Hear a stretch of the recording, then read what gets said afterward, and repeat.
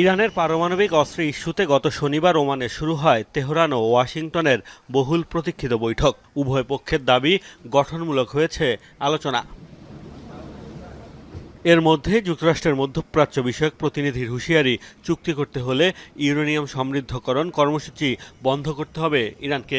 আগে জ্বালানি উৎপাদনের জন্য সীমিত পরিসরে ইউরেনিয়াম সমৃদ্ধকরণ মেনে নেয়ার কথা বললেও এখন সে অবস্থান থেকে সরে আসার ইঙ্গিত দিল ওয়াশিংটন।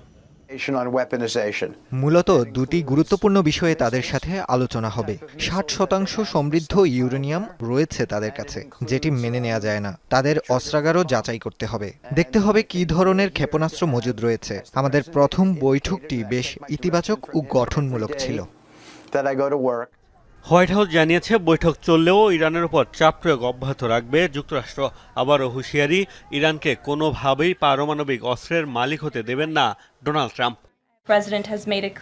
ইরানের উপর সর্বোচ্চ চাপ প্রয়োগ অব্যাহত রয়েছে, তবে প্রেসিডেন্ট আলোচনার মাধ্যমে সমাধান চান। তিনি ওমানের সুলতানের সাথে কথা বলেছেন। প্রেসিডেন্টের অবস্থান স্পষ্ট, ইরানের কাছে কোনোভাবেই পারমাণবিক অস্ত্র থাকতে পারবে না।